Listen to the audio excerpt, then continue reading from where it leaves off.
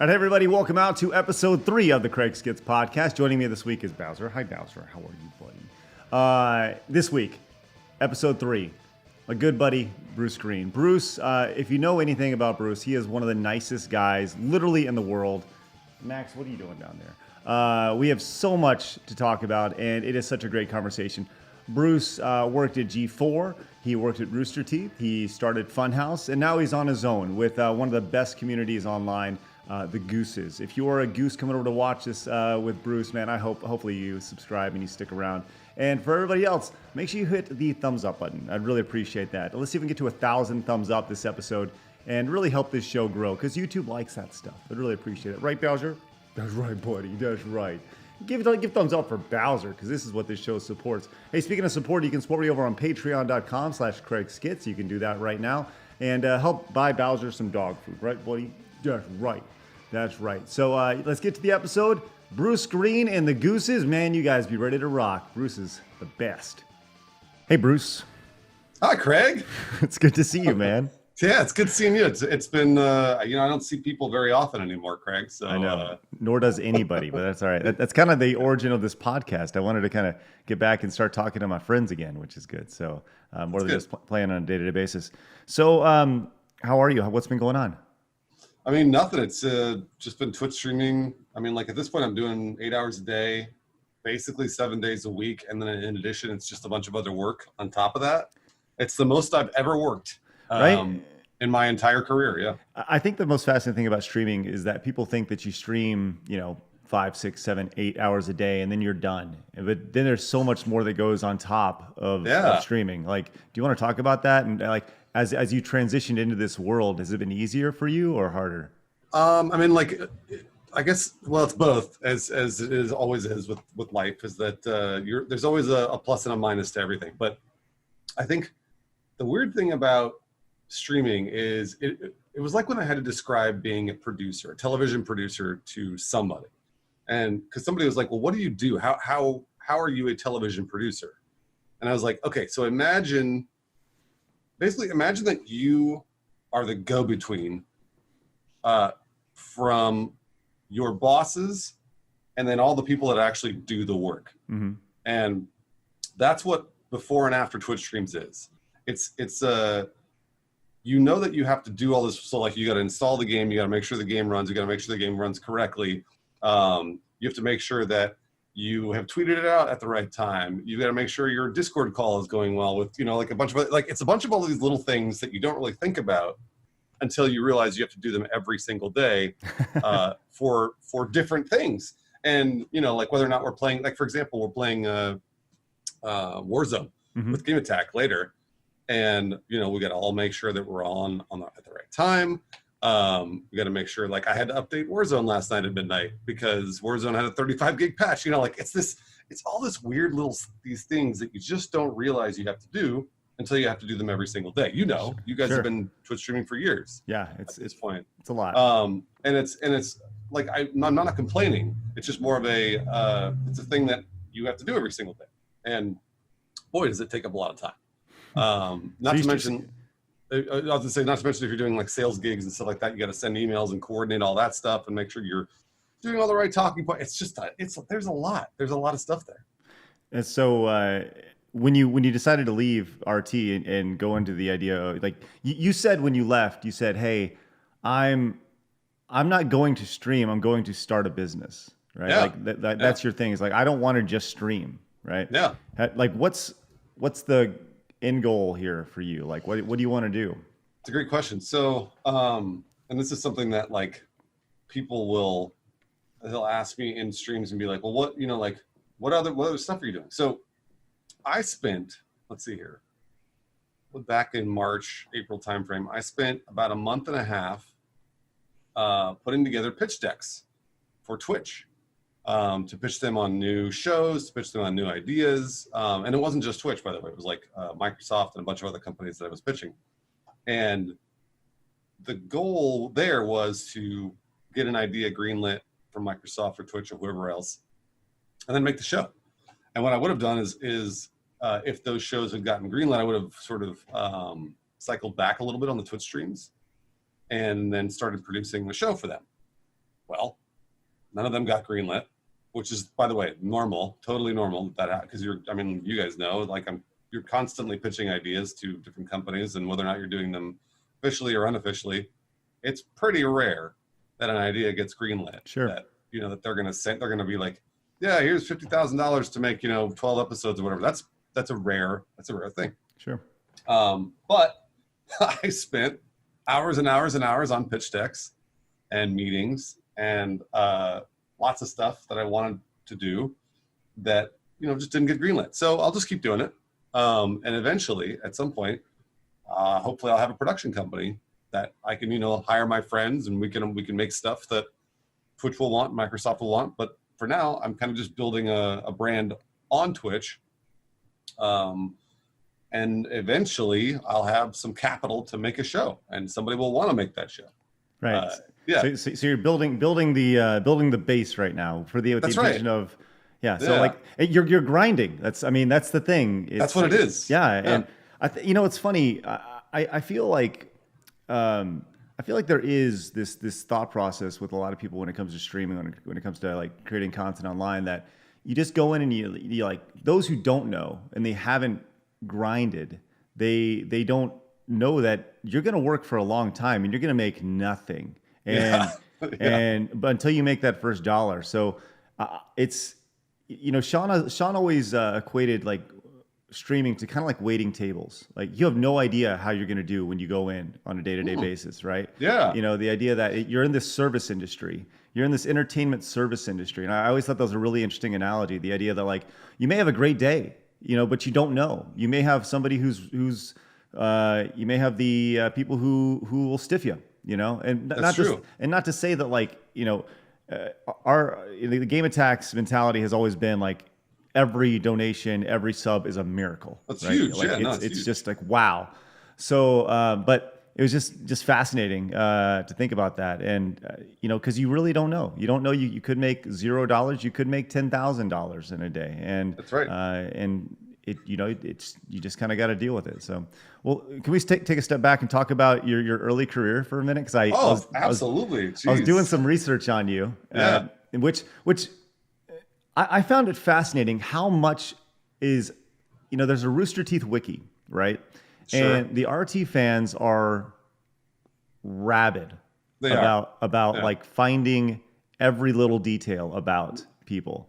That's Do right. you find that weird at all? Like, I don't find it weird because they've always been a rabid fan base, and they've always been, it takes a while to get their loyalty, but once you get their loyalty, man, you've got it for life. Sure. And it's something you shouldn't ever abuse because they're amazing fans. Oh, sure. But yeah, no, I think it's weird. It's funny. I'll tell you what is weird is that I've written a bunch of fake bios about myself. Okay. Early on, like a long time ago, back at G4. And these were like just fake bios that were meant for who knows what. I don't remember what they were for. But I wrote them, and then they made them onto the internet. And then Rooster Teeth took those fake bios. Yes. And integrated them into their wiki. And I remember reading those being like, I wrote that fucking 10 years ago. Like, why is that in the actual bio? So I'm curious to see what you've got. Okay, well then this is good. Because how about this? How about we play Fact or Fiction with Bruce Greene? All right. Okay. Yeah, let's do it. All right. So Fact or Fiction, Bruce Greene, you worked at K-Rock. I did. Yeah, I worked at K-Rock for years. Okay. K-Rock is like, for those who don't know, it's like the number one radio station in SoCal, isn't it? Like number one. It certainly used to be. It's not anymore. It fell off when you left, Bruce. Way to go. That's what it was. No, it's basically it's like the number one rock station that's existed for years and years and years, and people know. You just know what it is. It's kind of like been part of pop culture for a long time, and it's sort of on the decline right now. But hey, I still listen to it. Okay. Fact or Fiction, Bruce Greene, you landed on your head as a child and went into a coma. So this is something I wrote that's totally fake.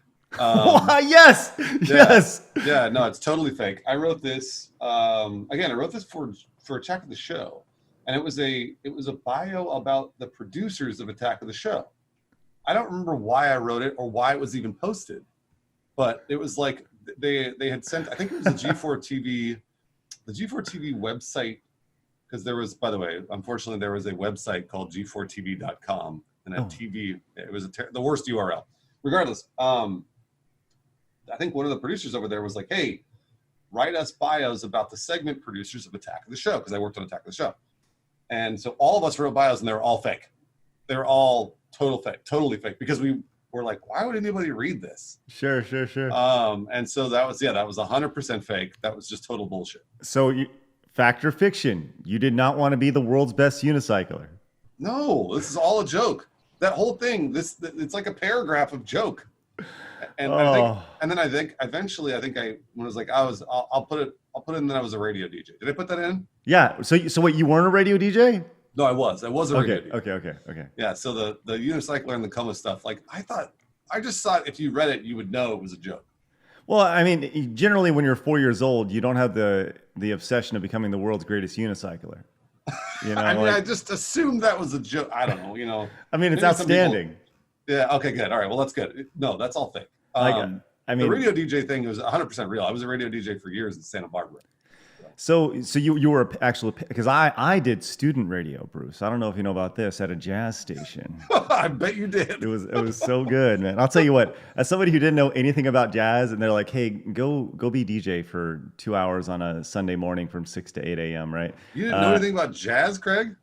Well, the thing is, the school that I went to was like, that was their thing. They were a jazz school. Like, that was their music program was jazz, right? And they're the one for jazz. And the best thing about it is, so the university I went to was the University of North Texas.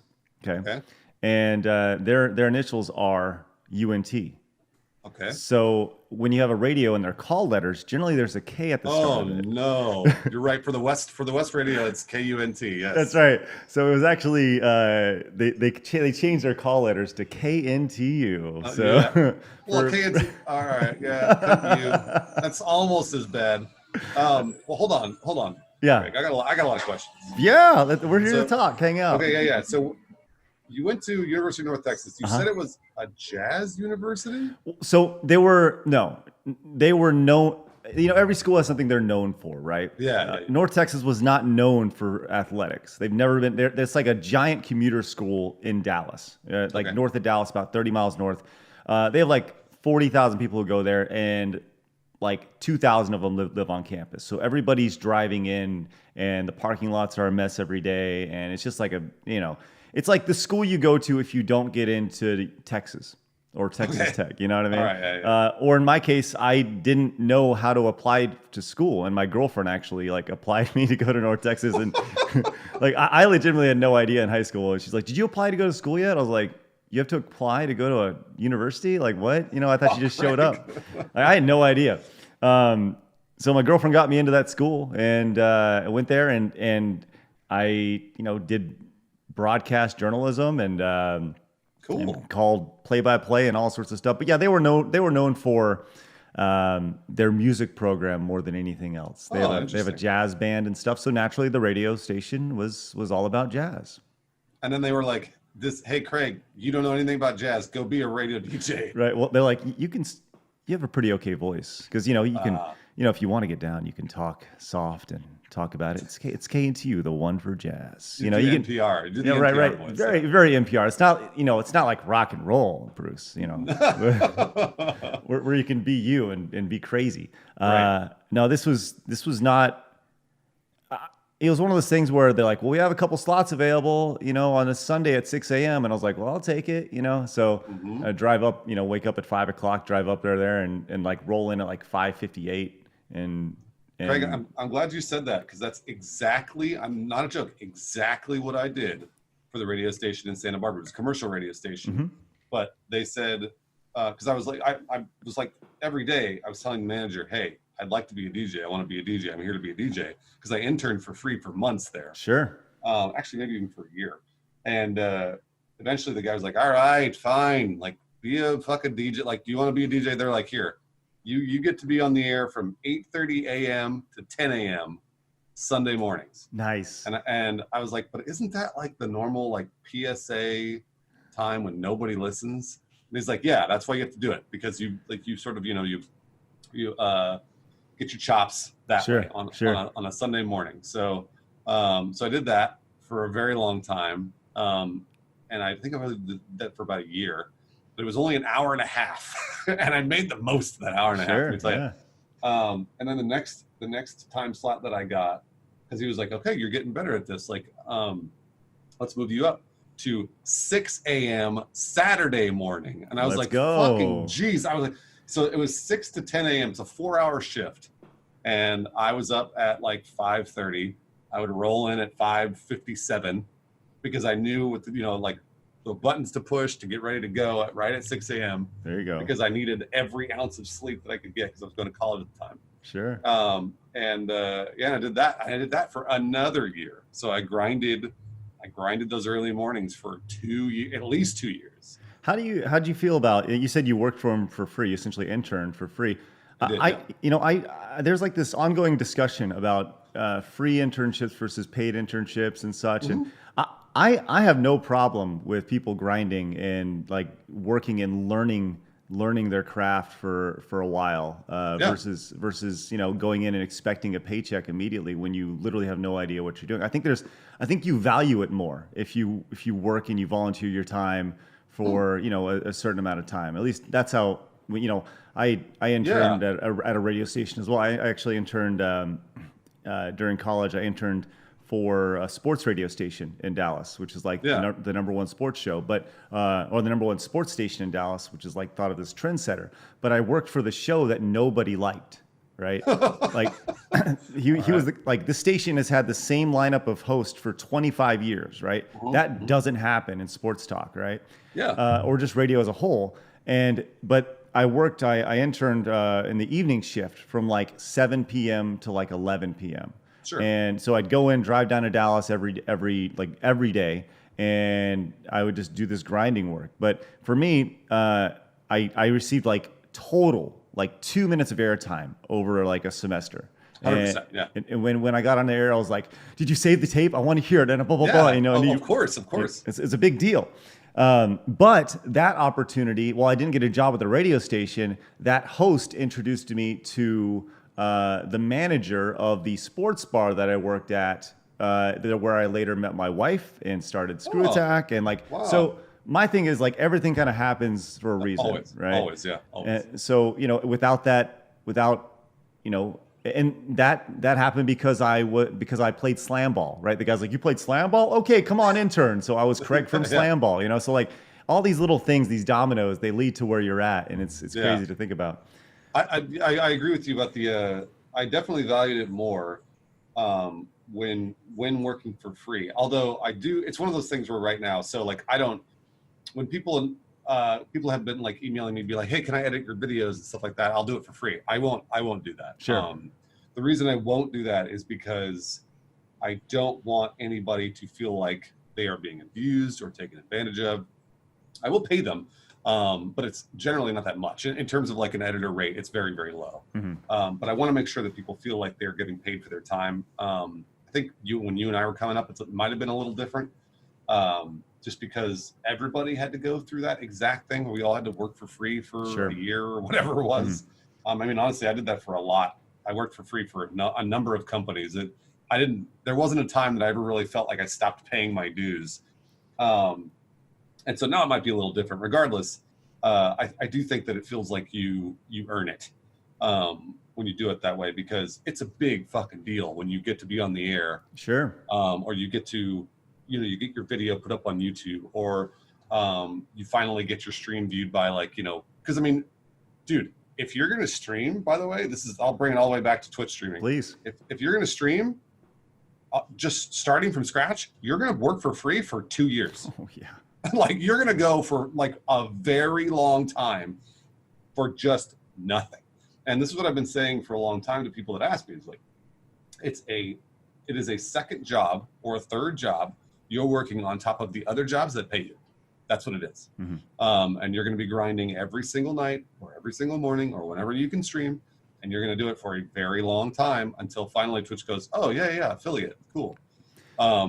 It's just the way it goes. It's really fascinating when you look at like streaming and content creation as a whole. Like really, this world that we live in has only been a thing for 14 years maybe, you know, you know, maybe 2006 to 2007. Like we first got paid to do a video in late 2006 online.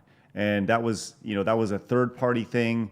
And, you know, then YouTube several years later, you know, had their partner program come out, and that's when things kind of, the floodgates kind of open and people were able to make money. But you look at the people who are popular on YouTube or who are on Twitch, you know, back then, like, well, first off, Twitch didn't exist back then, but on YouTube in general, they're not relevant anymore. And like, it's almost like the shelf life of a creator online, whether it be YouTube or Twitch, kind of reflects the attention span of the internet as a whole. You have this very specific window where you can be successful, and either you make it or you don't. But there's a very small percentage of people who truly grind, and then they get their break. I mean, grind for a long time. I think of somebody like Ninja. Ninja's a great example, right? Yep. Dude grinded for 7 years or whatever before he had his big break with Fortnite, and he was just a dude, you know, dude, and is, you know, just came off and hit it at the right time, and he's also a really good streamer, by the way. He's an excellent streamer. If you've ever watched him, he's a very entertaining, good streamer. Yeah, but I think there's, you know, and I can't speak for him, right? But I have stood within 3 feet from him, so I may know what he's thinking. But sure. But you know, I would think that he probably appreciates what he has more now than, you know, because he did grind for literally almost a decade. Absolutely, yeah. Absolutely. Going for it. But all right, we're going to keep going here in just a second. But first, I want to remind you that I'm going to be back streaming this Saturday, 8 p.m. That is August 8th at 8 p.m. 8 p.m. Central Time. Got it? Sounds good. But here's the thing. In addition to streaming over on twitch.tv/CraigSkitz, I'm actually going to be doing a contest to celebrate returning to streaming. I'm pretty excited about this too, and we'll see how this goes. But the long and short of it is, I'm going to be giving away a gift card to one of my subscribers. How much that gift card is, I don't know. And where it's be, it's up to them, up to the winner. If for every subscriber that I have on my Twitch channel, very simply, I'm going to add $1 to the value of that gift card.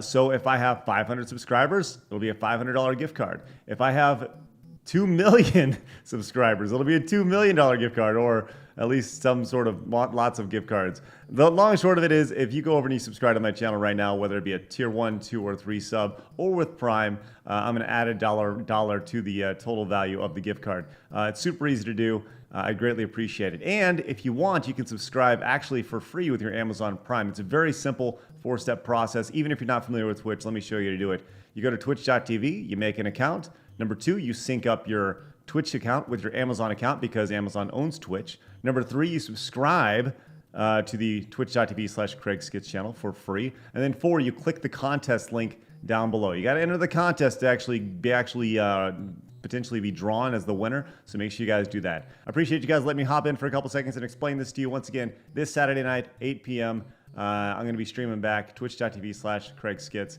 Head on over there and subscribe. Let's get back to Bruce Greene. Well, so let's talk about, you know, you were this radio guy, you DJ'd, and that led to G4. Yeah, well, yes, basically, sort of. So I've told this story a number of times on whatever other content. Tell again, let's go. But I'll tell it. So when I was because I was in college at the time, and then also working at that radio station. It wasn't a college radio station, it was a commercial radio station. It was my job, basically, while I went through college. And when I graduated college in 2004, I had a choice. I was moving to Los Angeles because I knew I was just going to move to Los Angeles because, you know, that's where I knew my career was taking me. Sure. And I was like, all right, well, I'm going to start applying for jobs. So I applied for jobs. I was unemployed for 3-4 months here in LA in this tiny little, like, basically, it wasn't even a studio, it was a bachelor. And I was just, you know, sitting in a little apartment playing Star Wars Galaxies every day, waiting for people to call me back. This was in a good job market, by the way. And I applied to a bunch of different places. I applied, of note, was EA as a tester because I got a computer science degree from college. And then also I applied to G4. And G4 I applied there. I applied to, like, I want to say, no joke, man, I sent in my application digitally for like 20 different jobs at G4. Nice. And the HR, I spammed them. I should never have done that. The HR lady finally called me and she was like, "You got to stop applying for all these jobs." And I was like, oh, I'm sorry. Like because truthfully, I should have stopped. And she was like, "However, I do have a job that I think you might be right for." I was like, "Oh, okay, cool." She said, "I'll put your name in the hat for that one." Great. So I waited and got a call on my birthday from both EA and G4. And keep in mind, this took months of me not making any money and spending money. And I was super worried. I think I also got a call from the Geek Squad, by the way, because I applied for the Geek Squad because I was like, I need a fucking job. Like, I got to work. So I got a call from EA and G4 on my birthday. And they were like, they both offered me a job that were about the same price. Like, we'll pay you $12 an hour to test games, or we'll pay you $12 an hour to come be a coordinator at G4. I was like, well, I like entertainment. I knew I liked entertainment, and I knew that if I took the EA job, I would have ended up going into coding and video games and stuff, which I also liked. Mm-hmm. So I took the G4 job. And talk about a huge fork in your life. I know. Right? Like that day, that birthday, the idea of like you can go A or B. Isn't that weird? Yeah, like crazy, huh? That kind of stuff never happens. And it was just, I think back on it now, I go, man, that was a fucking weird day. What a weird day to have all those things like all happen at once. And so you tell me Geek Squad, they also called on your birthday? They didn't call my birthday. Okay. They called me. Because there was option C, Bruce. I just want to put that. No, I mean, Craig, you're right about that. I think they called me afterward, after I'd already taken the G4 job. And they're like, "Hey, we'd love to have you." And I was like, "Thank God I don't have to take this job." Like, I was so worried about it. And no offense to any of the Geek Squatters out there. No. This is great. I mean, but if you have an opportunity to work at EA, G4, or, the Geek Squad, I think, Well, for me, again, the Geek Squad wasn't in my career path. This was just a job I needed. Sure. That I knew I could do. So this is no offense to anybody at the Geek Squad at all. Like, hey, if it's part of your career path, great. For me, it wasn't. So anyways, so I took the G4 job, and it was one of those things where once I took it, then all the stuff that you were describing about people you met along the way, where you're like, I knew this guy who then introduced me to this person, who then introduced me to this person. That's exactly what happened at G4. I fucking waltzed into that place being like, oh, I could write articles and I could be on the air and blah, and I was batted down immediately. And they were like, you can't do any of those things. By the way, I could have done those things. Sure.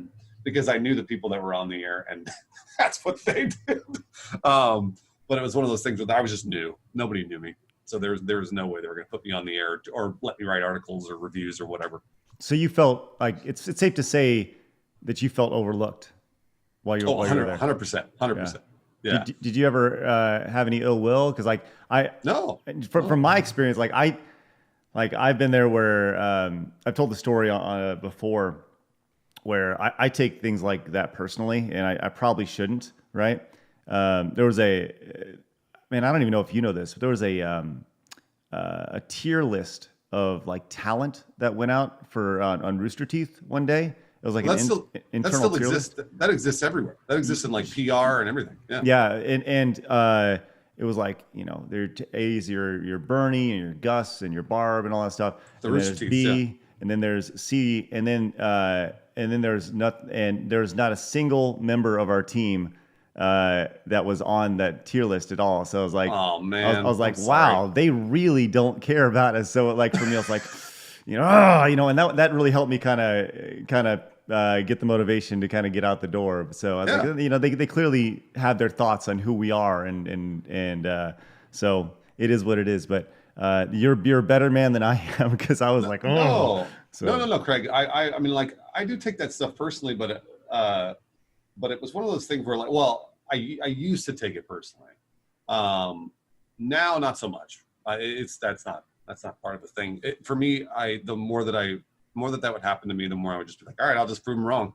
Yeah, and that's really what it came down to. Yeah, and that was it for me. That was the entire origin of Game Attack and us leaving. It was like, well, we're gonna prove them wrong. And I remember us leaving, and we're like, the name of our business, we changed it later, but our name of our business was Craig and Sean's Business LLC, because the idea was we wanted them, like, we wanted to work so hard to where we were so they saw the value in us to where in 2 years they were going to write us a check to Craig and Sean's Business LLC to come back and work for them, right? Because I get it. You know, I get it. It was like, oh, you know, but that didn't happen. And honestly, it was You're better off on your own, Craig. Like legitimately, yeah, for sure. It was.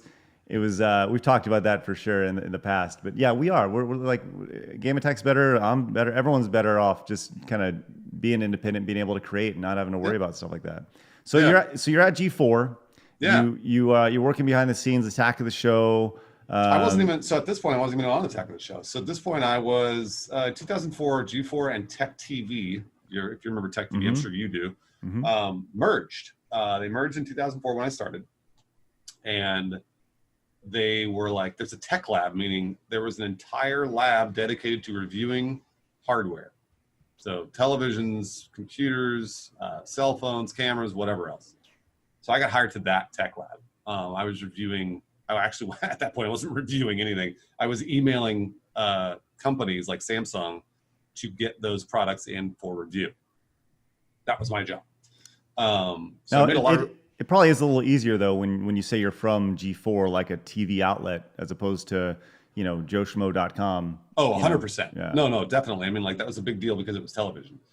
And they were owned by Comcast at that point. So it was a huge company. I worked at, you know, Comcast, one of the largest companies in the world. But it was just, you know, little old Bruce sending emails to Samsung, and they're like, who the fuck is, you know, who is this dude? And my boss, Carolyn, she was the one that knew everybody. So she'd have to introduce me to them so that I could take some work off her plate and do all that. So the best part about that job, in my opinion, was the fact that I made all of those contacts with all those companies. And as long as I was polite and on time and, you know, could actually deliver the things that I wanted, then it was great. I made a bunch of really great contacts, and I did. Those contacts I knew for years and years and years afterwards. But I wasn't anywhere near Attack of the Show. I started getting to know people maybe a year into that job. But in my opinion, at that point, this was 2005-ish, Attack of the Show and X-Play were on. And oh my God, all I wanted to do, I wanted to just be anywhere near those shows, produce for those shows, obviously be on the air, but they would never let me be on the air. Just anything. And never got it. Got laid off at the very end of 2005 because budgets were cut. And I was definitely on one of those budgets. Again, just like your tier list, Craig, I was at the very bottom. Been there. I got booted. And that's when I went to work for K-Rock, which, by the way, I also worked at the very bottom of K-Rock. Sure. Well, and yeah, it's like that way. Like anywhere you go, you know, you don't walk in, you don't become the star. You know, no. And those who do, they're, you know, it's a big deal. There's, you know, but you know, you have your hired guns, and when you have to apply to a position, it's just going to let you know you're not a hired gun. You know, it's like you start at the bottom and you work your way up and you grind, and that's how it goes. So you're at K-Rock. Yeah, so as I got laid off, went to K-Rock, and worked at the very bottom of K-Rock for about a year and a half. And the contacts that I had made at G4 back in 2004, 2005, one of them, I'm trying to remember who initially called me about this, because they knew that I could review tech products because I'd been part of the tech lab.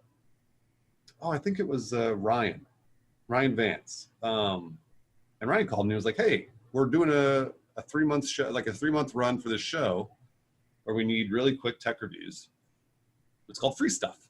And basically they review it and they give it away. I was like, oh yeah, sure, I could do that. So I did this in addition to my K-Rock job. So I worked a full-time job for 3 months in addition to my K-Rock job. So what that entailed was I worked an overnight shift at a radio station from 10 p.m. to 5 a.m. Did this once a week. And then I would go into my job at G4 at this time after that overnight. So I would do that every Wednesday to Thursday. I'd go in, I'd get about 5 hours sleep, go in, work a full day. Then I'd work the evening at K-Rock, do it all over again. And I did that for months. And it was great. I mean, it was an awesome time. But man, was I tired, Craig. Sure. Isn't it amazing though? Like you look back on that time and you think like, oh, that was fun. You know, like you think back of it fondly as opposed to looking back on it with, you know, a negative look. Cause you're like, no, you're proud of what you accomplished. Exactly. That was exactly right. I was proud of what I accomplished because got the show done. I think the show was a relative success. It was all right. And then I got the call in 2007 from G4 being like, hey, we need a full-time segment producer on Attack of the Show to review tech stuff. And you just did this for the show free stuff, and you also did it back at Tech TV. Are you interested? Mm-hmm. And I went, absolutely I am, because it paid me, what was the math? I think it paid me 6 times what I was making at K-Rock. Wow. Because K-Rock I was making $8 an hour. Nice. Nice. Maybe not 6 times, maybe 4 times, something like that. I can't remember what it was. It was definitely a lot compared to my $8 an hour. Sure. Yeah. So that was that TV money though. You coming in, you're like, yeah, let's go. You know. It was good. Boy, oh man, I look back on that and go, holy shit. Well, they were taking me. Yo, sure. They were definitely taking me for what I was doing. Oh my gosh. So what were you doing? Like, talk about that a little bit. You were being a segment producer, making sure everybody's where they need to be, making sure the segments are good. Like, back to the producer talk at the very beginning. Sure. I was. Is there some work going on outside, Bruce? Like, what's Craig? There's always work going on outside, my friend. There's always somebody sawing metal, or it's a leaf blower. That's what's happening right now. It sounds like there's somebody out there with a sander just going to town on the side of your building.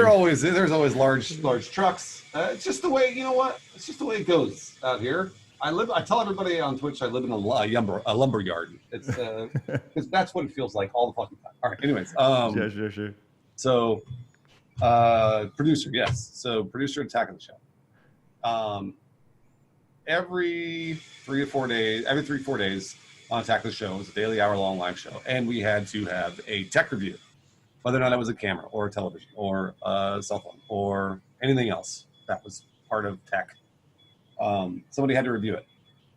Well, that was me. I was in charge of getting the products from the companies, like I was doing back in 2004. Mm-hmm. Then also, once it came in, I had to write an unbiased editorial review on each piece of technology. And then I had to condense that into a 3-minute television segment.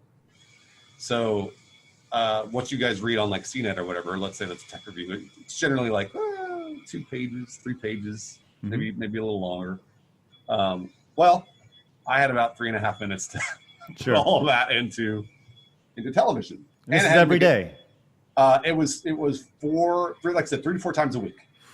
So almost every day, not every day, but it was almost every day. Now, to be clear, we're not dealing with at this time. You're dealing with tapes, right? Are we dealing with digital capabilities here? No. It was like a combination. We had tapes and digital. We had both because television at that point was still on tape. Like we still had to pass a master to everybody and do the whole deal. Regardless, I had to get the product in, review the product. So I would review the product in my own time. I would just take it home and use it. Or I would like take pictures of my friends or use a cell phone for a few weeks or whatever it was. And do that. But this was every day. So if I had a television, I had to bring the television home. If I had a 7.1 surround sound system, I had to bring it home. And I brought the entire thing home and I'd hook it up and literally watch like 2 movies on it and then package it all up and send it back. Wow. And I did this 3 to 4 times a week. And it was awesome. I learned a fuck ton. Yeah. Because writing those reviews, you could not have a bias. You couldn't, like, for example, if you loved Apple, you couldn't write a review about how much you loved Apple. That's not a review. That's just you talking about how much you loved Apple because your mom bought you a fucking iMac, 10 years ago. That's not a thing. So instead you had to be unbiased. So man, oh man, doing all of that. Learned a lot, huh? I learned that was what we called Attack of the Show, because everybody, by the way, that worked on that show in terms of segment producers, all of my side-by-side coworkers there did exactly that much work. Like we were all killing ourselves to get that show on the air every day. And, but you were making 4 times as much as K-Rock. Yeah, 4 times. $8 an hour. It didn't. It was after a year or two, I realized, wait a minute, they're not paying me anywhere near what I'm worth. And it was just one of those things that, like, over time, we. Oh, by the way, I should also mention, got hired in 2007, and then at the beginning of 2008, they laid off half the staff of Attack of the Show. So not only did I get hired to a staff of, like, let's say 35 people, but then they cut it in half. And then that was when the real work began, because we all had to put the same show on the air, but with half the people. That's tough. Yeah, that was the thing. Doubling up work and going crazy. Dude, you literally, I mean, like, I didn't, I worked 60, 80-hour weeks for 4 years. And it was a lot of work, man. The thing about, like, this conversation, right? Like, it sounds like you have been, you use the word grind. Like, it sounds like, because I know the work that you put in for your Twitch channel. I know the work that you put in for Funhaus. I know the work you put in for Machinima. Dude, you have been grinding for the last 20 years. That's right. Correct. I know. I'm aware. And the interesting thing about you, Craig, is that I know you've been doing the same thing. The people I know that are still doing it and doing it successfully are the ones that have been grinding. There's a lot of hours. Yeah. not many hours in the day. There's 24, but not as many as you need, for sure. No, yeah. And there's a quality of life aspect to it as well. It's like whether or not, like, and this is what to fast forward all the way to when I left Rooster Teeth. The quality of life I realized was that I was grinding for brands that I did not own. I was grinding for brands that a large company could do whatever they wanted with, and did at times. Rooster Teeth notwithstanding, it wasn't even Rooster Teeth. This is just more of like Machinima type thing or whatever. And you could see the writing on the wall. It's like, well, what happens if, like, Rooster Teeth goes away? What are they going to do to Funhaus? What are they going to do to Achievement Hunter? I don't know. They could do whatever they wanted with it because they own it. And this was something that I was like, for me, a quality of life thing was like, all right, well, I'd rather do this for myself. And you had the same epiphany. Yeah, for me, I think it wasn't really an epiphany. It was more stupidity, right? Like, I finished school and I just kind of knew I wanted to work for myself. And, I had a passion for sports and I had a passion for games. And I could either, like, move to Pawtucket, Rhode Island and call AA baseball games and hope somebody dies and move up the ladder, and hopefully, you know what I mean? Or I can start talking about video games online. And, I didn't know how to make money doing it, but that's just how it started. So, at least my career, I say this all the time, and in past podcasts, people have heard me say this, but I really feel like Nike's slogan is the perfect slogan. Like, if you want to get something done, you literally just do it. And you got to take a risk sometimes. You got to jump.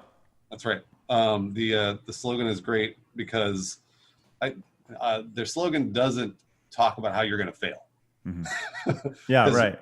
When they're saying just do it, they're right. You're going to go out and just do it, but you're going to fail over and over and over and over and over and over and over. And, like, that's just what happens.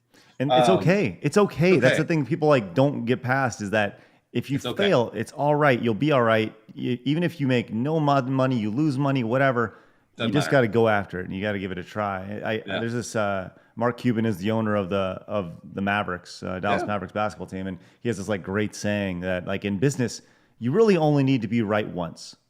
Just be right once and you'll be all right. But there's so many other ways you can fail, and it's okay to fail. Like, even if you're, you can be the most passionate person in the world and you can still fail at something, and that's okay. It really is. This is something that I truly believe in, which is, I think most of you attaining your goals, whether or not it's like your career or family or whatever, it's 20% talent, 80% hard work. I think there's a little bit of talent in there that will help you along the way. But to be honest with you, it's all about practice. It's all about that 80% hard work. Nobody walks in and nobody goes, hey, I want that guy to be on my TV show, right? Or hey, I want that guy to be my star. Like that's Hollywood stuff. That's like 0.0000001% stuff. Like it just doesn't happen. Really people get on, people in the entertainment world, whether it be doing what we do or live streaming or YouTube or TV or whatever it may be, radio, like you get there by making yourself known, by being a presence continuously and letting people know that you have a tiny shred of talent and it can be grown on, So That's right. It's all about the relationships you make along the way. Well, let's talk about those relationships then. Because you, after G4, you left and you went to Machinima. You ended up at Machinima, which was kind of a startup at the time. It was, I guess it'd kind of been established for a few years, I guess, right? It had been established for a few years. And honestly, when I joined, Machinima was at its peak. Mm-hmm. The reason I know that is because I looked at their analytics every day. And 2011, 2012. Okay, it's 2011. Okay. Yeah, so 2011, 2012 time frame. This is when all the kids wanted the Machinima intro on it, and they wanted to have Lincoln Park as their their highlight films and stuff. So. Oh man, it was a heady time. And I joined Machinima, and the reason was I actually, if things had worked out differently, I would have joined Machinima in 2010 because I was trying to leave Attack the Show in 2010. Because they were abusing us by using we were working overtime and not getting paid overtime. And so a bunch of my friends left Attack the Show and G4 and X-Play to go to Machinima, like a ton of them. It was like a mass exodus. I want to say it was like 10 to 12 of them left for Machinima. And in 2010. And so I knew a bunch of friends. I applied over there. Machinima was like, absolutely, we'd love to have you. And I told Attack the Show, hey, I'm leaving. And they went, what do you want? And I said, the only thing I want is more people. That's it. I only want you to hire more people for the show. And I was like, oh, okay. So they did that. They hired them. And they got rid of them over the next year. Oh. So I was like, oh, that's cute. So then I left in 2011 to Machinima. Machinima had grown a lot in that 1 year. And when I arrived at Machinima, Ron was the guy I was talking to there. He was my boss. I actually really liked Ron. What was Ron's last name? Oh, gosh. Was he one of the brothers? No, he was not one of the brothers. What were the brothers' names? Aaron Debevois. Debevois, that's right. Debevois, you're thinking of Aaron, Phil, and Alan. Okay. I got a story about Aaron here in a minute. Oh, man, everybody's got a story about Aaron. But Aaron actually I didn't know very well. I knew relatively well, but not very well. Ron was the boss that I went to at Machinima, and I said, I want to come here and make content for you like I was doing for G4, but I want to host it. That's all I want to do. Because at G4, I had tried for years to become a host, and they just wouldn't let me on. So I was like, okay, then I'll leave. So I left. Ron was like, absolutely, you could totally host stuff. So I did. I started making content for Machinima, but I also hosted it. And that was a major, major shift for me because it was something I wanted to do for years. This to me, in my opinion, this was the realization of my dream. Even though it wasn't television, wasn't movies or whatever, it was at least something that I wanted to do and I never got to do before. Little did I know how easy it actually was to start your own YouTube channel or do that or whatever and host stuff and be talent, right? Sure. But I came from a traditional production background, so it was a little different for me because I was like, oh my gosh, this is crazy. And that's when I started working at Machinima that way, was talent and producer on the entertainment news show ETC. And did that for a little bit, and I got on Inside Gaming after about a year and a half at Machinima. Started working on Inside Gaming in 2013. And that's where you met a lot of your boys. I mean, truthfully, I'd already met all of them. Well, at Machinima, though. At Machinima is where you met them all? No. Really? The only person I did not know that I had met at Machinima was Adam Kovac. Really? Joel I'd known from X-Play. Mm-hmm. James, I hired James. I brought him over because Machinima laid him off.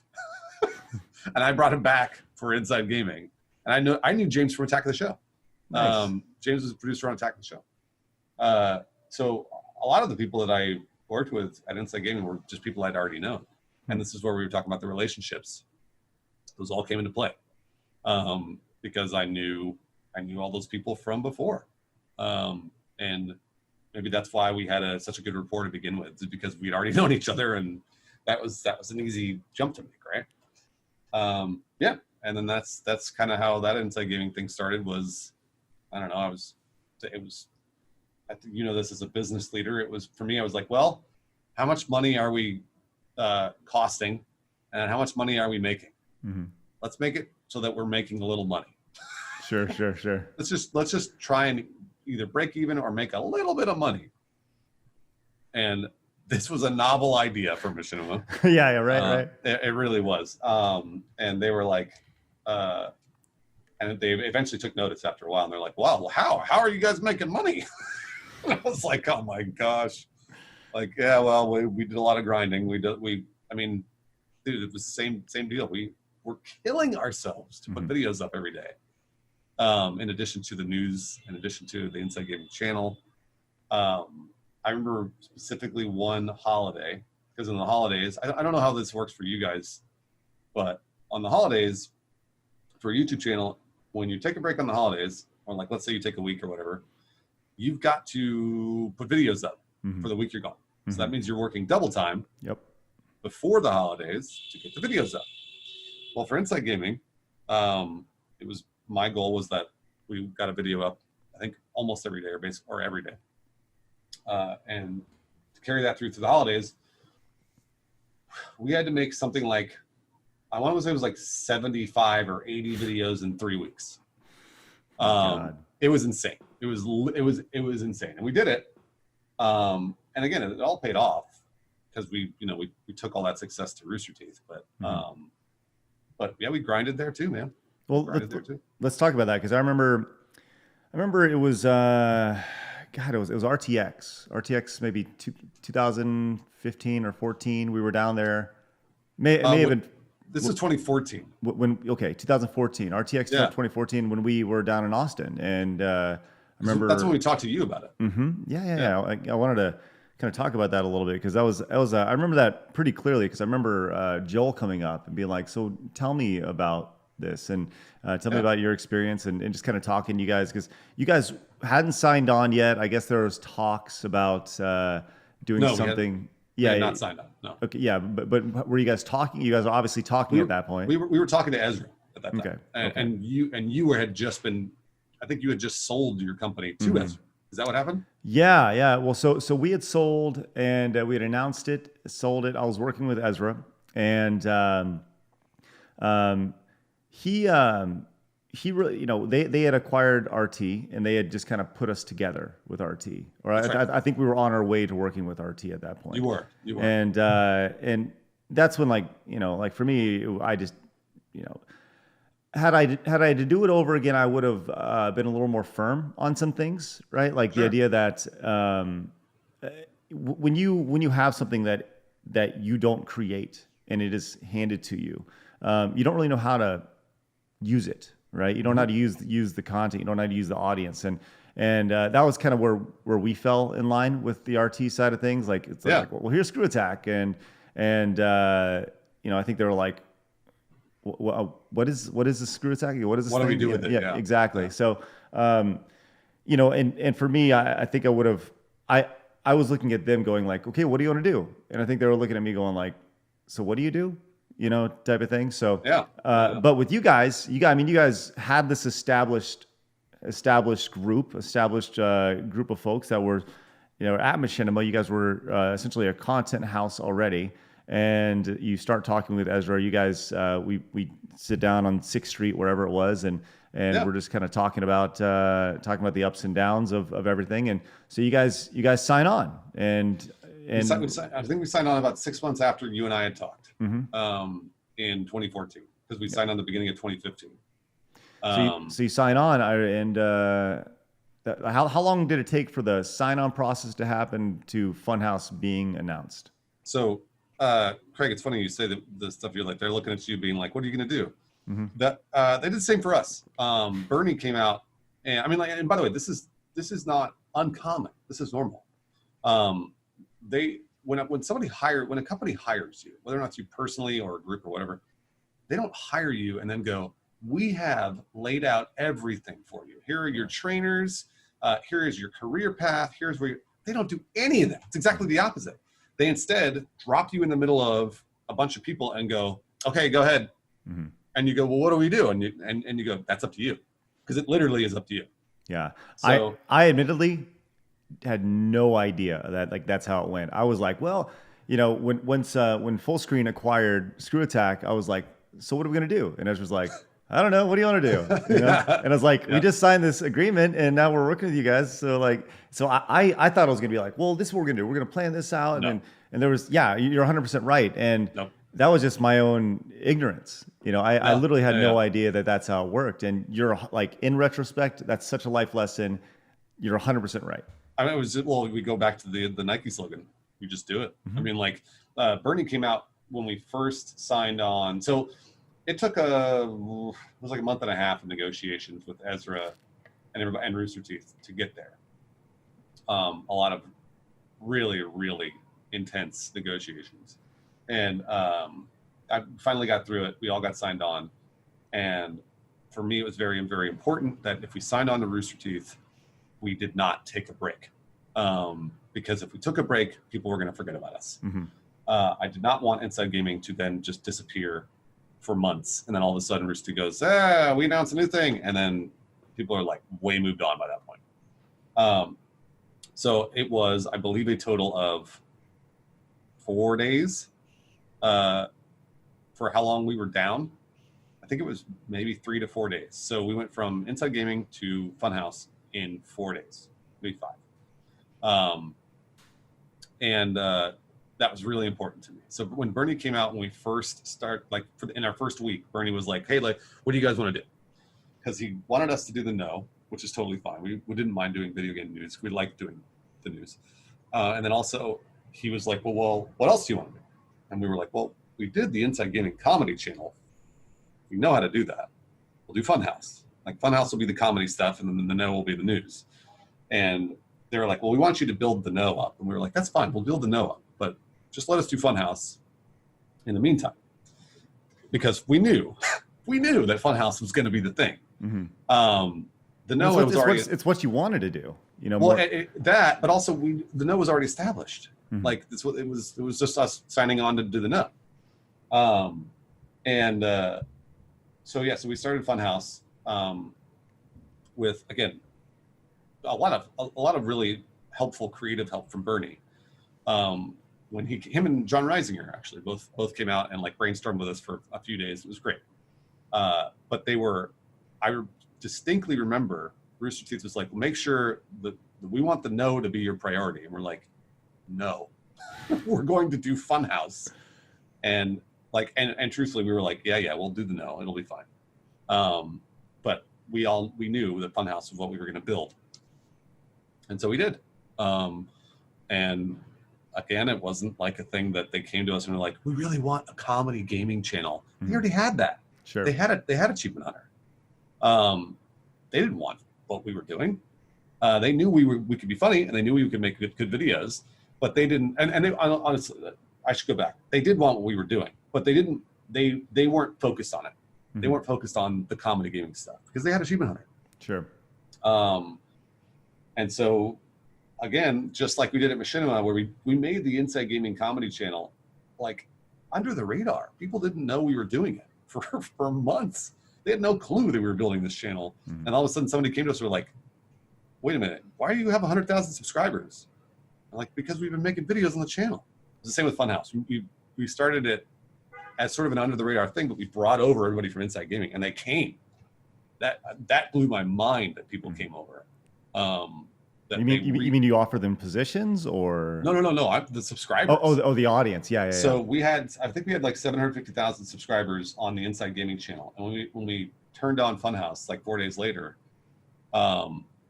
we got half of them, which blew my mind. I never would have guessed we would get 350,000, 400,000, whatever it was, subscribers in the first 2 days.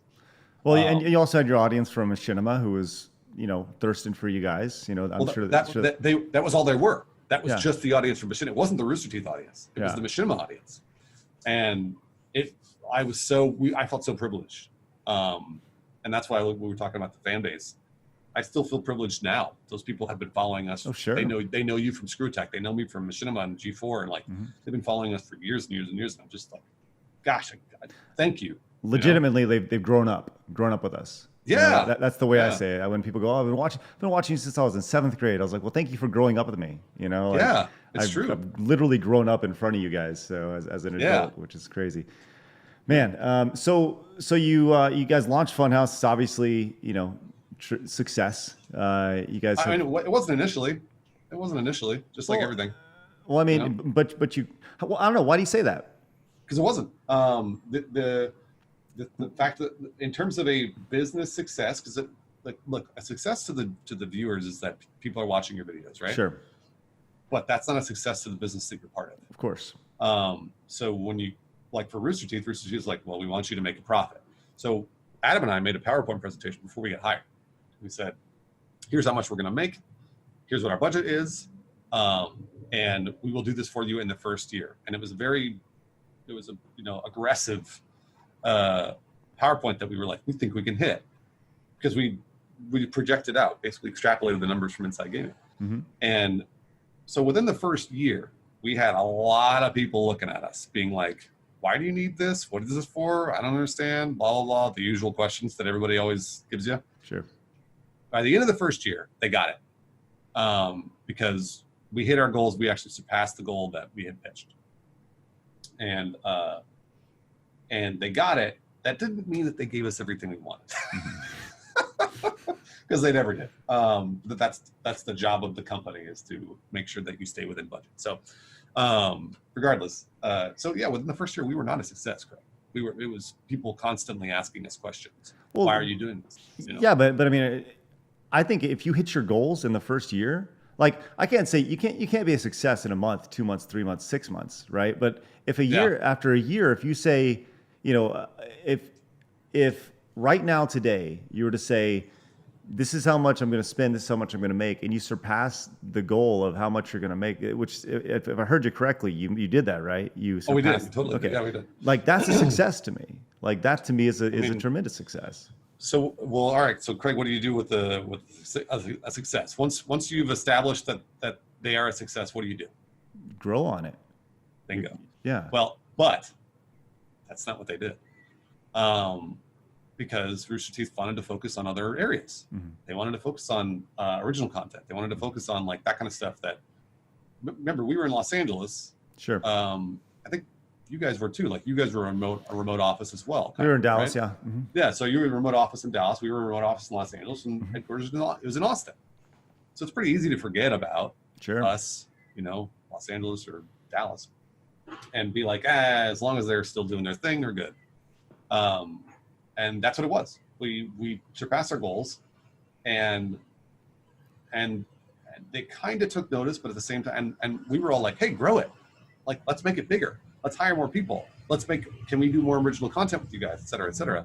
And that was always a push and pull for the first 2 years. Because like you said, you grow on it, right? You start hiring more people, you make it bigger. They kind of did that, but not really. Sure. They were like, we wanted to grow faster than we did. I think the most fascinating thing about the RT machine as a whole is that they have these strong brands, right? They have these really strong brands with audiences that overlap on top of them, and they have a vast audience. Once again, feverish audience, and it's outstanding. Like, there's a lot of folks at RT who are probably watching this because they're fans of you, right? Which is awesome. I encourage you to subscribe to the channel. With that said, like, when you launch something and you launch a new brand, I feel like, when you have this powerful engine that is moving, and with all these different brands, I feel like wouldn't you want to just put a little bit of gasoline on the fire and to allow that rocket to go a little bit further, to put those engines on the back of that rocket and let that brand go a little bit more, whether it be just with mentions on the different brands. Hey, or cross promotion. Hey, this is Bruce from Funhaus. You check him out if you're on, an RT show or whatever it may be, right? Yeah. Like that was my thought process on it. It's, it's the rising tides mentality of, so, but. Well, they did that. So, okay. So what you're describing is they would do those little things here and there. But the most important thing for me, and this was the same at Machinima, was that Inside Gaming or Funhaus should stand on its own. I didn't want cross promotion from Machinima because Machinima was a toxic brand by the time we left. Rooster Teeth was not. Rooster Teeth had exactly the opposite. People loved Rooster Teeth. That said, I did not want us to rely on the cross promotion from Rooster Teeth or Achievement Hunter or any of that stuff. It was great if we got it. And to be fair, a lot of people were really, really like the people that knew us and knew our content were excited about us, but not everybody was into it, which is great, that's totally fine. It didn't matter to me. I wanted Funhaus to stand on its own. I wanted it to be its own thing. And then if we did a video with Achievement Hunter, great. Hey, people like Achievement Hunter, people like Funhaus, cool, whatever. If we did a video with, if we were on the RT podcast, great, cool, no big deal. But Funhaus was cranking. We were cranking on videos. We were cranking on the no. We were like just bang, bang, bang, plowing them out, making video after video after video. And that's what I wanted. I wanted people to know Funhaus and know that it was its own thing inside of Rooster Teeth. Not rely on the cross promotion, not rely on those sorts of things. What we did need was money, because that's the whole point of working in a company, right? You need money to fuel your business, whether or not it's hiring more people or more equipment or, expanding your resources, et cetera. And that took, I want to say, that took about 2.5 to 3 years for people to finally go, all right, we trust you. Right. Like, we trust that you are operating the business correctly. We did not last that long. Yeah, no. Well, I mean, it sounds like you guys were kind of waiting for things to be dropping in place. Yeah, for us it was more, we were begging for things. Like our mentality was the opposite, right? I understand the mentality of we want to be able to stand on our own legs, right? But for us, the reason why we started Game Attack as a whole was because Screw Attack had grown to a point to where people were coming for a singular show, and when people spoke, we had a hard time hearing them, and when we spoke, they didn't hear us. Like the idea of, hey, we got a new T-shirt. Okay, cool. Who won the death battle between this, right? Like no, that's really like what it came down to. So Game Attack was the origin, was the idea of I want to start something again and essentially start over, right? And have a really strong community focused brand, and and kind of move away from what Screw Attack had become. And so that's how it started. So for me, the natural extension was, well, let's see if we can get as many eyes on this as we possibly can as fast as possible by doing cross promotion with Achievement Hunter and being on an RT podcast or being on working at Funhaus or whatever. For me, that was super, super important. And it was to the point to where I was annoying people. Like, hey, can we be on this? Hey, can we work on this? Hey, can we help you guys do this? Because we just wanted people to say Game Attack. That's really all we wanted people to say, But it was, there's a underlying timeline behind the start of Game Attack and our departure, and it had to do with my existing contract from the buyout, from the acquisition. So that my contract expired, which is essentially what escalated the us leaving. Oh, really? Okay. Yeah. So that was kind of the whole idea, the idea behind it. Like my contract was done, and then literally 2 weeks later, it was we were told that Game Attack would not exist. So we were given about 6 months to make it happen. But there was it was crazy. There was a time where. There were two things that really stick in my mind, and these are not meant to be negative or whatever, right? But we were really pushing, and about 3 months in, we're were trying to grow this YouTube channel with doing like comedy videos, because the idea was that there was going to be like Achievement Hunter and Funhaus and then Game Attack, right? That was the thought process, that Game Attack is going to be this third gaming brand. And so after about three months, I go down and Sean and I have this meeting with Matt and Bernie, and it was kind of like I hope they care about us meeting, right? We hope they know what's going on. So we secured this time. We like 2 weeks in advance. We drive down there, drive 3.5 hours down, and like I have this big long presentation I'm going to give them, and I'm like, this is why it's best for Rooster Teeth to promote Game Attack, and I talk about how it only benefits them and their company, and because for me that's what it was about, right? So. And I talk about like this cross promotion and being in this stuff. And after about an hour of it, like I'll never forget it. Bernie looks at me and he goes, "So you just want to be famous?"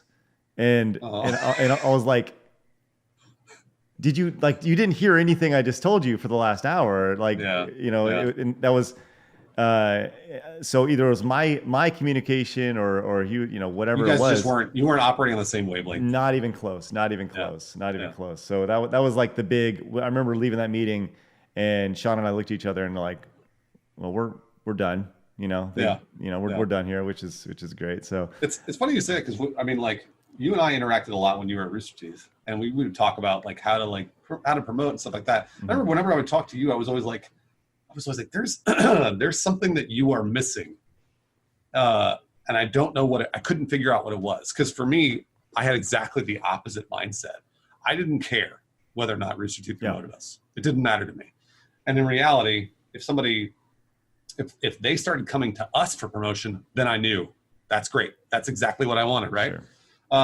But didn't matter to me. I was just kind of like, whatever. So whenever I talk to you and you're like, no, I want to make sure we play with Achievement. I want to make sure we play with Funhouse. And I was like, I want to be on Rooster Teeth. I was like, man, like, what am I missing? Like, because I was like trying to figure out, like, am I doing this wrong? Because Craig really, really wants this stuff.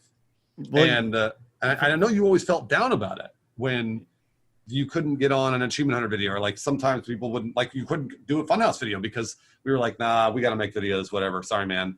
Like, you felt bummed. And I was always like, no, Craig, dude, like, we're busting our asses over here. It was never. I was bummed because I saw it as an opportunity to promote what we're trying to build. Right? It's kind of the same thing. Like, you're spending so many hours trying to grow something, right? And like with Screw Attack, we were able to grow through having partner shows and bringing in, and those partner shows were able to grow from getting. It kind of goes back to like the old wrestling mentality of like, somebody giving somebody a rub to make them look better, right?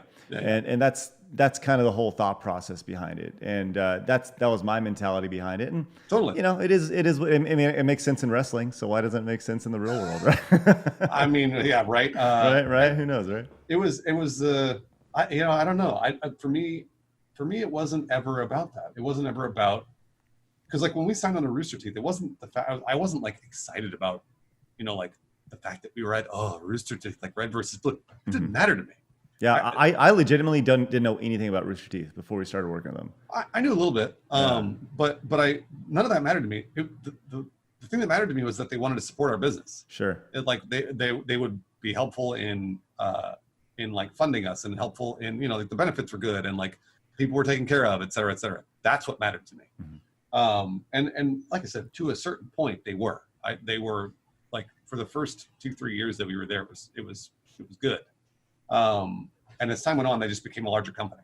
Yeah. Well, you're no longer owned by, one company, and there's several tiers. And as those things happen, it just starts with the one big pot of money gets distributed to, a couple things, then they distribute to something else. And then by the time it's all said and done, you're not, you're 9th, 10th on the list, and, yep, it is what it is. So that's right. And that's what happens when you get acquired, by larger companies.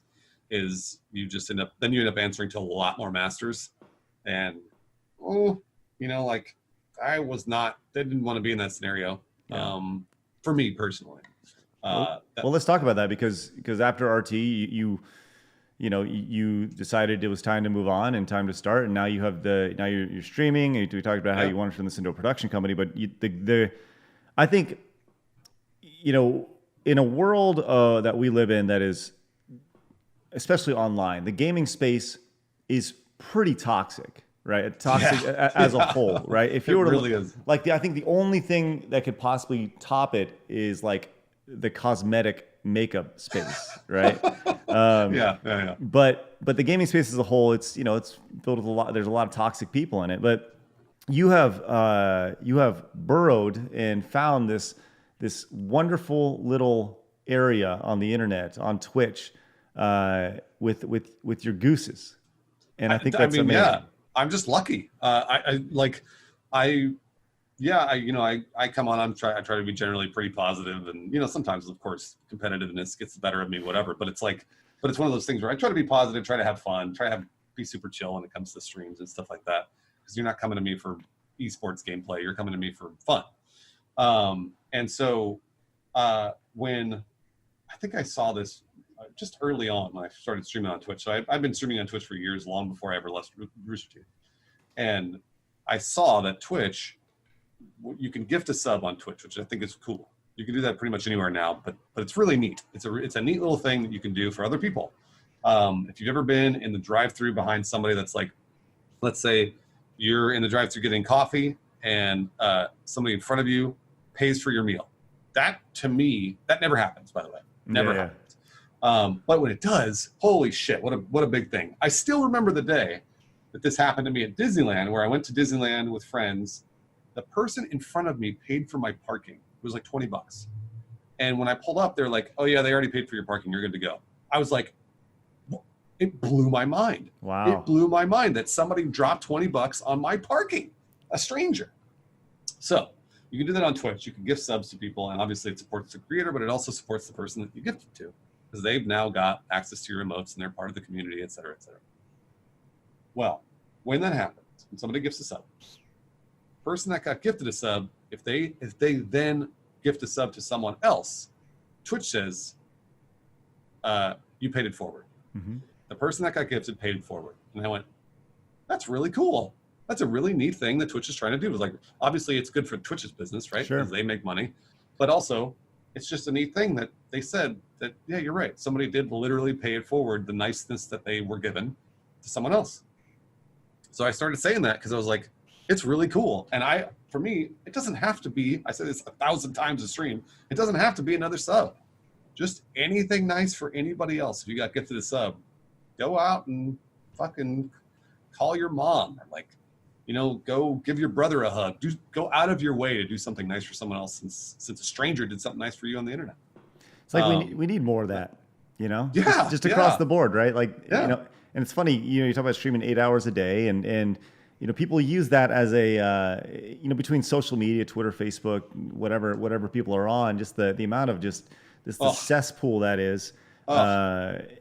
People use streams and I talked about like the connection people feel and the amount that they know about you, right? They use these as an opportunity to escape from the crap that is literally around them on a day-to-day basis. Yeah, no, that's right. And it's something that I never anticipated ever. I wanted to come on and grow a community and entertain people. That's why I love entertaining people. That's just what I like to do.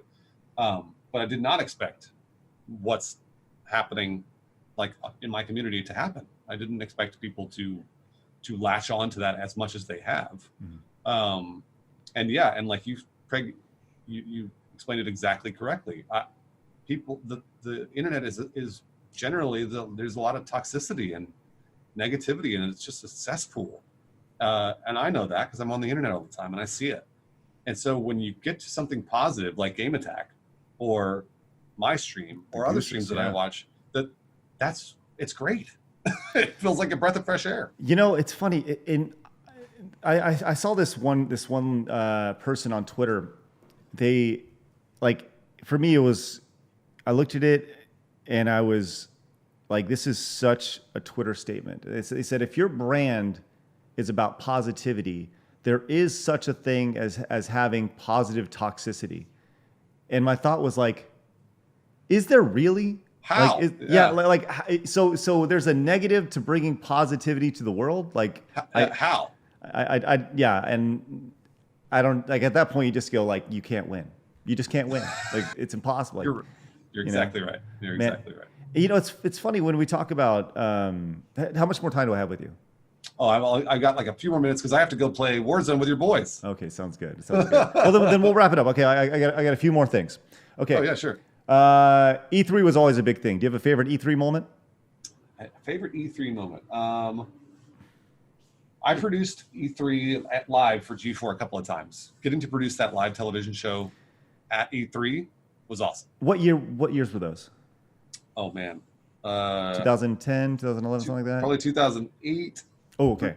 Through 2010 or 11. There was a 1 year we had Nathan Barnett, Keith Apicary, there, and he came to E3 as a one of the Screw Attack folks, and he actually, I remember 1 year he interrupted a live segment on G4. Asking if they had seen this. Yeah, he just walked in, is like, have you seen the Dreamcast 2? And then I think Olivia Munn was there. She's like, huh, what? You know, it was one of those things. I think I remember this. Right. Yeah. And that because of that incident, we were like, I had to beg and plead because they were like, Screw Attack can no longer come to E3. You guys are out. Absolutely, yeah. And I was like, I had nothing to do with it. Right. It was one of those things where. Nathan's like, yeah, I want to come make some videos, and so I like begged and pleaded. We were put on probation for a year and stuff, but I was wondering. Hilarious. Oh, it was good stuff. I loved gaming review events. Do you have a favorite gaming review event that you've ever been to? So give me an example of a gaming review event that you went. So I went to one. I went to a Call of Duty review event where they flew us in a helicopter, and we stayed at this like place. For like 3 days, this golf course for like 3 days, and like it was open food, open bar, and we just played games for 3 days. What did you get the game? Right. I mean, it was Black Ops. It was Black Ops. It was amazing. Like, it was a good game. Yeah, it was an outstanding game. And that was the worst part about it was like this. It was one of those things where the game was outstanding, but you hear that you're flown in on helicopters, and you get. You know, I get this helicopter helmet from the thing. You know, it had our call letters and our name on it and stuff. But naturally, if you give it a good score, people are like, "Well, you're sold out," you know. So I mean, it feels like it. It's funny. I never got to do those things because I didn't review games. I reviewed tech. So I would there have been a few of those things. And by the way, the way I reviewed tech was I sent an email, it arrived in the mail, and then I used it. Like I didn't go to any. Hooked it up at your house. Yeah. Okay. The only advantage the only advantage I should say that I got from that stuff was I got to keep some of the stuff that I reviewed. Nice. So if I reviewed something and I liked it, I would ask them, "Hey, can I buy this?" And sometimes they'd go, "You know what? Just hold on to it. Nice. Just hold on to it." And I'd be like, "Fuck yeah." Rapid fire here. Best or favorite moment of your career so far? Best or one of my favorites, not the best. Sure. I don't think I have a most favorite, but one of my favorites, Craig, was a thing you just enabled me for, which was in Toronto, and I got to do the thing on the at EGLX. Yeah, EGLX. Really? Where I got to stand up and do like an hour-long whatever panel with people, and it said my name. It was just my name above, and I was like, hey, that's great. That's really cool. It was nice to see that in the sense that this wasn't me attached to a larger company. This was just me. Oh, that's awesome. And you enabled that. So thank you, Craig. Yeah, for sure. Well, remember we can go out and see people. That was great. Good times. Man, what a time. Awesome. Do you have a least favorite moment or a low point of your career? I mean, I think I got a lot of those. Because the low points were, I mean, working on stuff that I wanted to work on and getting laid off. Sure. Like I've been laid off from jobs, I don't know, 3-4 times. And it's the worst feeling in the world because you feel like that's it. That's the end of it. Mm-hmm. When I got laid off of G4 the first time in 2005, I was devastated. It was like, well, there goes my career path. It was like, I gotta go start applying for other jobs or doing whatever because it just sucked. And what I did was I just did it. I just kept going. I applied at gaming PR firms. I worked at gaming PR firms for a little bit. I applied at AOL Games. I worked at AOL Games. Like I just kept going. And I like, you know what the hardest thing in the world is to do is to keep going when you're discouraged. Holy shit, 100%. Is that hard? It is one of the hardest things I think that you can do in life is to feel bummed, but then to keep going. I would say 9 times out of 10, it always pays off. It always pays off, but it's so hard to do. Yeah, it's so hard. Man, well, now you got your name, your name in the marquee. Yeah, no, it's great. I mean, like, it's one of those things where I'm just excited now that I can build this brand alongside you guys and alongside other brands that are just us, and we're doing our own little thing independently, you know. So as we wrap up, because you got to go play, you said, you want to tell everybody where they can find you, what they should do with their Prime sub, and everything else that you'd like to tell. Just anything you have coming up you want to talk about, promote. Just for me, it's just my Twitch. It's just my name, twitch.tv/Bruce Greene. With an E. Come on, yeah, with an E on the end of both Bruce and Greene. If you come on by, hopefully you'll just have a good time. It'll be super chill. The people there are the nicest people on Twitch. By the way, in addition to Game Attack, who are also the G1s are the best. I go in and watch your guys' streams almost every day, and people are always so nice in that stream.